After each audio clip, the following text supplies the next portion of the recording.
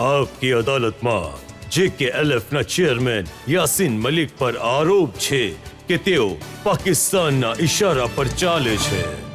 यासीन साहब, Pakistan high commissioner ने तुमने बुलाव्या, तुमने पुकारा और हम चले आए।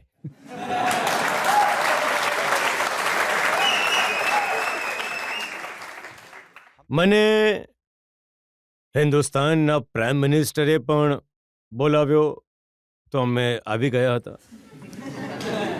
મને અટલ બિહારી વાજપેયીજીએ પણ જ્યારે રમઝાન સીઝ ફાયર પછી RK મિશ્રાજીને પોતાના ઇન્ટ્રોગેટર બનાવ્યા હતા તો યુનાઇટેડ હુરિયત હતી તો એમની સાથે વાત કરી અને એની સાથે જે ટીમ હતી તો અમે બધા લોકો જે કાશ્મીરી યુનાઇટેડ હુરિયત લીડરશિપ હતી એ ચાવી આવી। તો બેઝિકલી એક ક્રેડિટ આપી દો કાશ્મીરી લોકોને જ્યારે જ્યારે બોલાવવામાં આવ્યા અને એ કહેવામાં આવ્યું કે આપણે કાશ્મીરના પ્રશ્નનું સમાધાન કરીશું તો કાશ્મીરી લોકો દોડી यासीन साहब, તમે હિન્દુસ્તાનમાં રહો છો, અહીંનું મીઠું ખાઓ છો, અહીંની રોટલી ખાઓ છો, અહીંયાના હવામાં શ્વાસ લો છો, અહીંયાનું પાણી પીવો છો, પણ વાત કરવા વારંવાર પાકિસ્તાન ભાગો છો।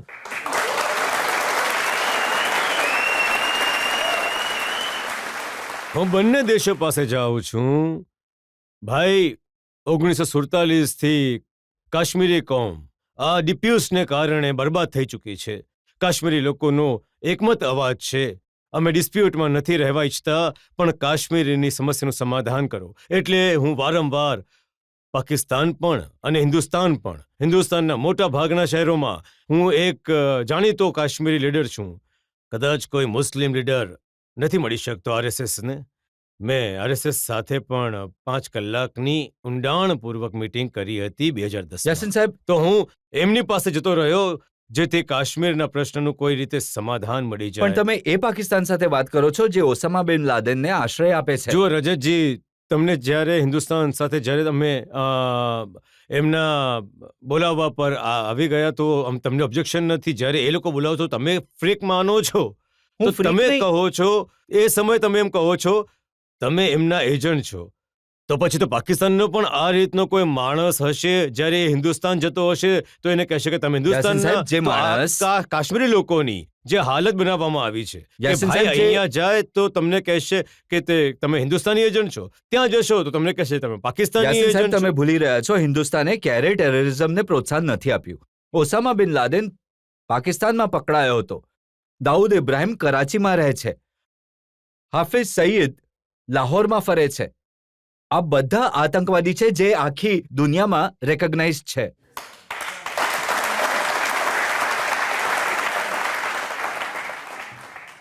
જુઓ, આ જે મામલાઓ છે આ મામલાઓ હિન્દુસ્તાન અને પાકિસ્તાનના બીજા ઇસ્યુને રિલેટેડ છે અને જો હિન્દુસ્તાનને જો આ વધારે કન્સર્ન છે તો હિન્દુસ્તાન કેમ નીકળ્યું છે પાકિસ્તાન સાથે વાત કરવા માટે? ક્યાં તો હિન્દુસ્તાનનું એક વાઝિયા મોકૂફ હોય, એમણે એ નહીં એના પર વાતચીત કેન્સલ નહીં કરી કે હાસિફ સૈયદ જે ખુલ્લે આમ ફરી રહ્યા છે લાહોરમાં, ઓસામા બિન લાદેન જે પકડાયા છે પાકિસ્તાનમાં, દાઉદ ઇબ્રાહિમજી કરાચીમાં બેઠા છે, એમણે એને આજ કારણે તો હું વાતચીત તમને કેન્સલ નથી આજ કરી। તો હું તમને પૂછી રહ્યો ને છું હું કે પણ તમે તો જો આ તક મારો પણ એ જ છે, જો કારણ આ છે તો પછી તો ખુલ્લેઆમ હિન્દુસ્તાન કહે છે કે અમારે આ ઇશ્યુઝ પર વાતચીત કરવી છે यासीन પણ साहब, હિન્દુસ્તાન હું તો તમને જે જે પૂછી રહ્યો છું સરકારની તરફથી નહીં, હિન્દુસ્તાનની જનતા તરફથી પૂછી રહ્યો છું જે લોકો અહીંયા બેઠા છે। જ્યારે પાકિસ્તાન અમારા સૈનિક હેમરાજને પકડી લે છે, એનું માથું કાપીને બોડી મોકલી દે છે અને પાકિસ્તાની સૈનિક એનું માથું લઈ જાય તો ઘણું દુઃખ થાય છે હિન્દુસ્તાનના લોકોને। ને તમે જ્યારે એ પાકિસ્તાન સાથે વાત કરો છો તો ઘણી નારાજગી થાય છે।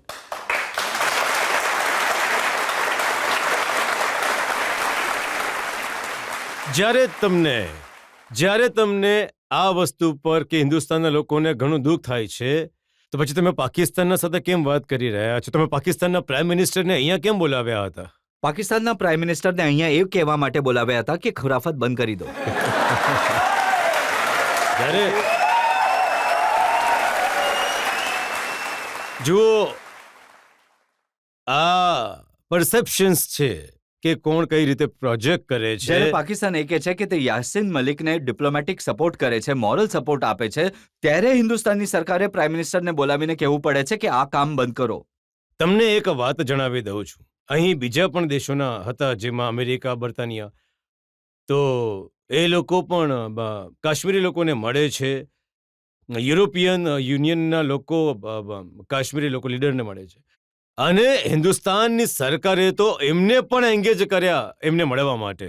પણ જે આપણે ત્યાં ટેરરિસ્ટને પનાહ આપે છે, જે ઓસામા બિન લાદેનને જગ્યા આપે છે, જે હિન્દુસ્તાનની વિરુદ્ધ પ્રોક્સી વોર કરે છે, ટ્રેનિંગ આપે છે, ટ્રેનિંગ. ટ્રેનિંગ આપે છે, લોકો કહે છે.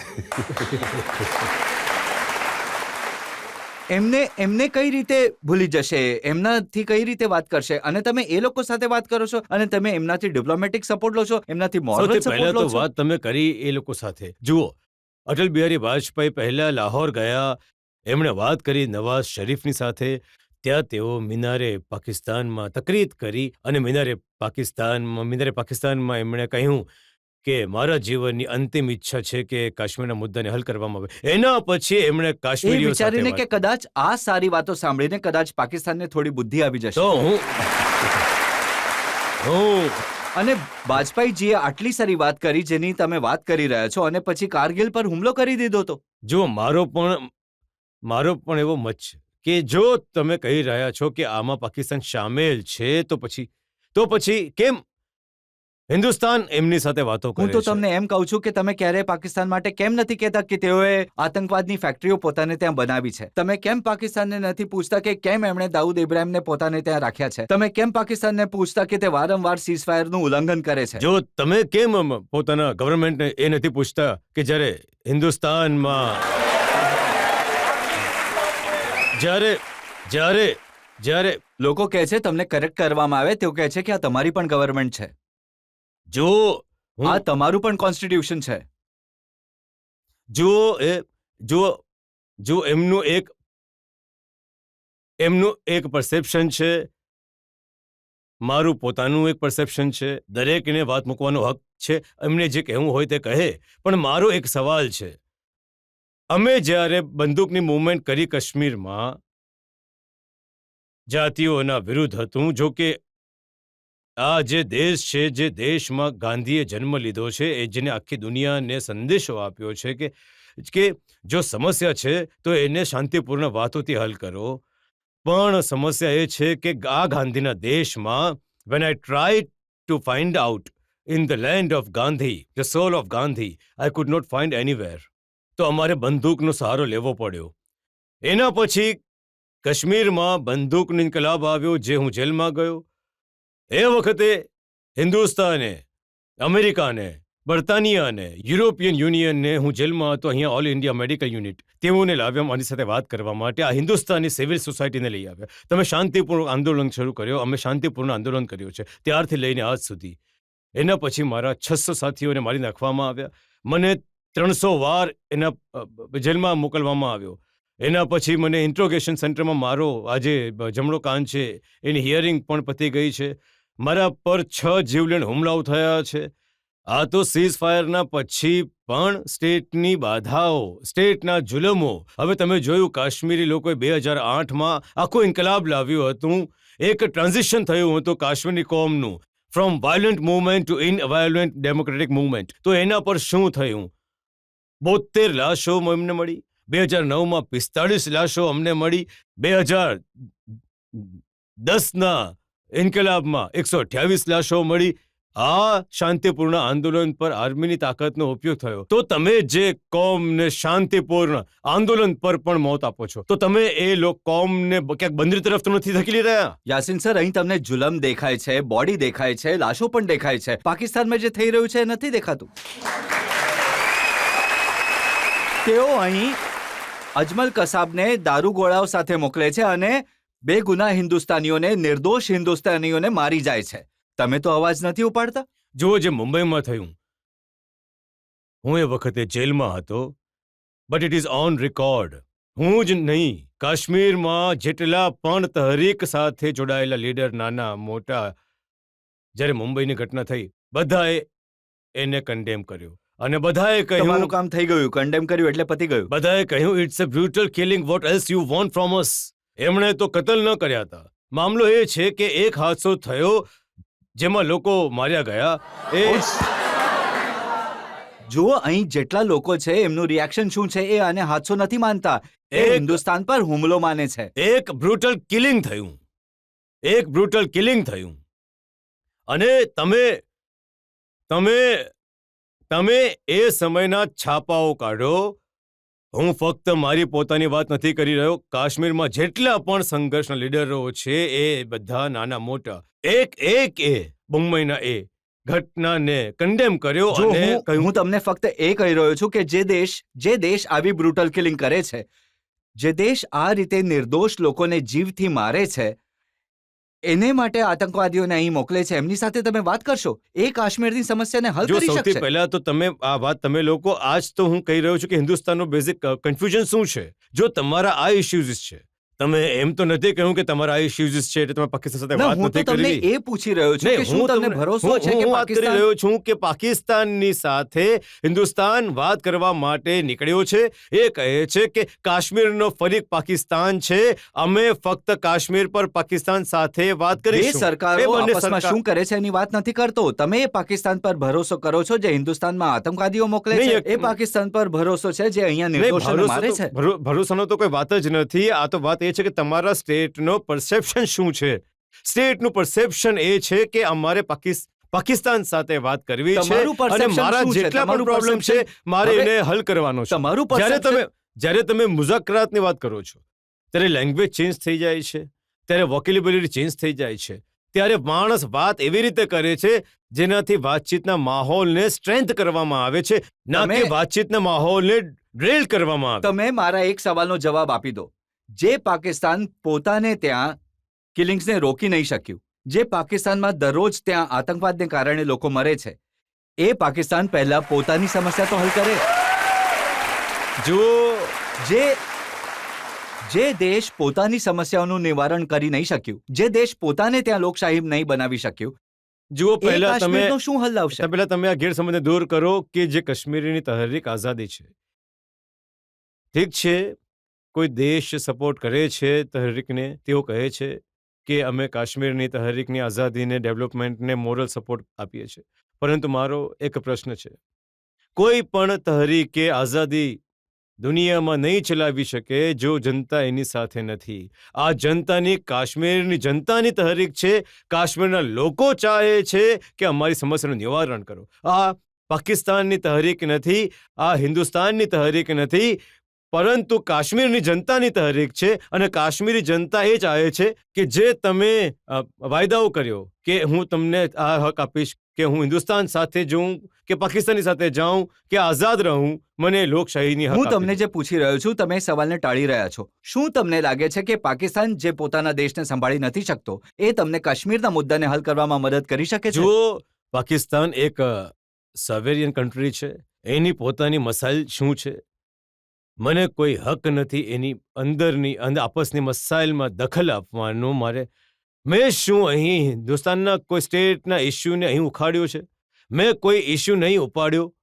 એ માટે મારો કોઈ હક બનતો જ નથી, ના હિન્દુસ્તાનના કોઈ અંદરના બાબતોમાં દખલ આપવાનો અને ના તો પાકિસ્તાનના બાબતોમાં. મારું ફક્ત કાશ્મીરથી રિલેટેડ છે. હું ફક્ત એ જાણું છું કે મારી જે કોમ છે એ કાશ્મીરના મુદ્દાથી છુટકારો ઈચ્છે છે. એ કાશ્મીરના ડિસ્પ્યુટથી એ કહે છે કે અમારા સમસ્યાનું સમાધાન હું તમને કરો. એક ઘટના બતાવું છું. જ્યારે હું પાકિસ્તાન ગયો તો ત્યાં મને એક પત્રકારે પ્રશ્ન પૂછ્યો હજારો લોકોની વચ્ચે. એને કહ્યું કે ઘણા બધા લોકો એવા છે પાકિસ્તાનમાં જે સમજે છે કે કાશ્મીર વગર પાકિસ્તાન અધૂરું છે. તમારો શું મત છે? તો મેં કહ્યું કે હિન્દુસ્તાનમાં ઘણા બધા લોકો એવા છે જે સમજે છે કે પાકિસ્તાન સિવાય હિન્દુસ્તાન અધૂરો છે.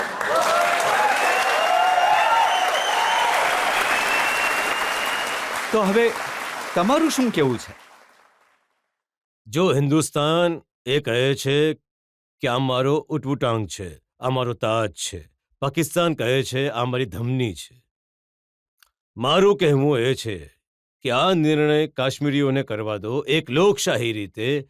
શું આ હિન્દુસ્તાનનો તાજ છે, શું આ પાકિસ્તાનની ધમની છે, કે પછી કાશ્મીરીઓની છે? કાશ્મીરીઓ એને આઝાદ રાખવા માંગે છે. પણ આટલું. હિન્દુસ્તાનનું એ કહ્યું છે કે કાશ્મીર હિન્દુસ્તાનનું છે અને આના પર ડિબેટનો કોઈ સ્કોપ નથી.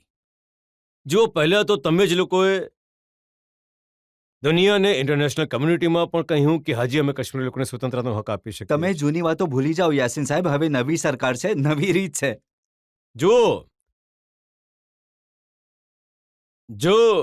તમે મને એ કહેવા માંગતા હો કે હવે જે અહીંયા મોદીજીની સરકાર છે એમાં હવે વાત કરવાની પણ છૂટ નહીં હોય તો મેં પહેલા પણ કહ્યું વાત તો અમે કરીશું, પણ એ હું માનું છું કે જે તમારે ત્યાં સરકાર છે એમણે એ સ્પષ્ટ કરી દીધું છે કે અમારો અપ્રોચ ઘણો હાર્ડ હશે અને અમે આ હાર્ડ અપ્રોચ માટે તૈયાર છીએ. જો જ્યાં સુધી વાતની વાત છે, તમે જનતાની સામે બેઠા છો, તમે તમારી વાત કહી રહ્યા છો, તમારી વાત સાંભળીશું, આખું હિન્દુસ્તાન તમારી વાત સાંભળી રહ્યું છે અને જરૂર તમારી વાત પર વિચાર પણ કરશે. આ જે અહીંયા જે લોકો છે એમને પૂછીશું એ લોકો શું પૂછવા માંગે છે. જી, ઘણા બધા લોકો છે. જી હા, થર્ડ રોમાં. તમે ફુલ્લી સપોર્ટ કરો છો કે કાશ્મીરને પાકિસ્તાનની અંડર કરી દેવામાં આવે, તો સર તમે મને એ કહો કે જે ફેસિલિટી ઇન્ડિયા તમને પ્રોવાઈડ કરી રહ્યું છે, કારણ કે હું પોતે જમ્મુ અને કાશ્મીરથી છું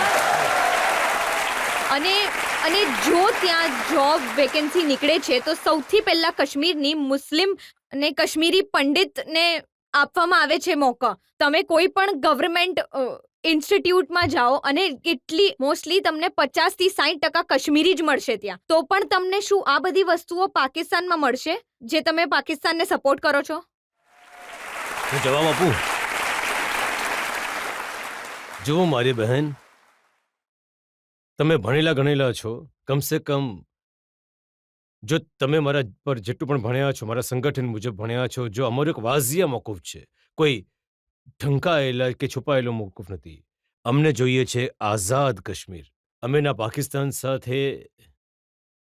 બટ તો સર મારી તમે વાત તો સાંભળી લો, એ જ કહેતા મારી હતા. વાત સાંભળી લો, પછી મારી તમારી આખી વાત વાત કરો. સાંભળી લો. જી સર. આ અમારો મોકૂફ છે, પોલિટિકલ બિલીફ છે.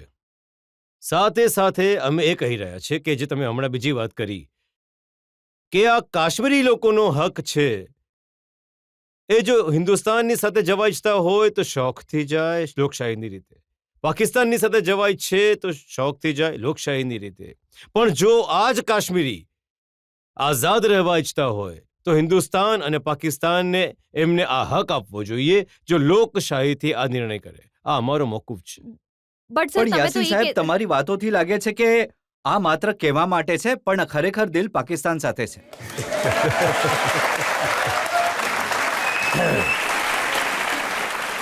જુઓ, જો તમે એમ કહો છો કે મારી પોલિટિકલ બિલીફ જુઠ્ઠી છે,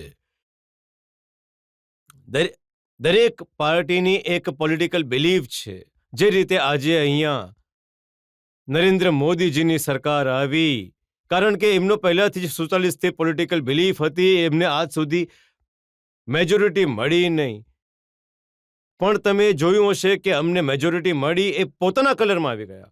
હવે આ વાત કરતા હતા જે એમની પોલિટિકલ બિલીફ છે, આજે એમણે એ જ સખત ભાષા વાપરી, કહે છે નો મર્સી. અમને તો બસ જ્યારે પાકિસ્તાનની મારી વિરુદ્ધ વાત કડક સાંભળી ભાષા લો. વાપરે છે, નહીં, નહીં, તમને નહીં, કેમ તકલીફ થાય છે? તકલીફ શું? એમણે તો પાકિસ્તાનના વિરુદ્ધ કોઈ કડક ભાષા વાપરી જ નથી. આ જ રીતે અમારી પણ એક પોલિટિકલ બિલીફ છે જેને અમે પ્રોપોગેટ કરીએ છીએ આખી દુનિયામાં, હિન્દુસ્તાનમાં પણ. તો કોઈની પોલિટિકલ બિલીફ જૂઠી નથી હોઈ શકતી.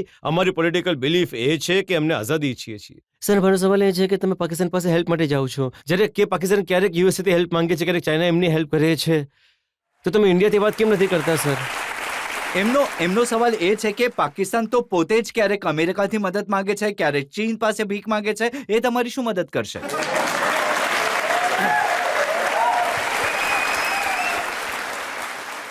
મેં પહેલા પણ તમને કહ્યું, હવે પણ આ વાત ફરીથી કહું છું, જે કાશ્મીરી લોકોની આઝાદી છે એ કાશ્મીરી લોકોની પોતાની રીતની આઝાદી છે. અમે પાકિસ્તાનના લોકો પાસે ભીખ માંગવા નથી જતા, કારણ કે આ સંઘર્ષમાં કાશ્મીરી લોકોની પોતાના જીવ ગયા છે, જે હજી સુધી જઈ રહી છે. આમાં કાશ્મીરી લોકો કુરબાનીઓ આપી રહ્યા છે અને દરેક કાશ્મીરી આ સંઘર્ષમાં સફર કર્યું છે અને કોઈ પણ કોમ જે સતત કુરબાનીઓ આપી રહી છે, એ તમને લાગે છે કે કોઈ દેશ પાસે જશે ભીખ માંગવા માટે? યાસીન સાહેબ, આ બધા લોકો એ કહી રહ્યા છે કે એકવાર નરેન્દ્ર મોદી સાથે વાત કરીને જુઓ, તમારા બધા પ્રોબ્લેમ સોલ્વ કરી દેશે.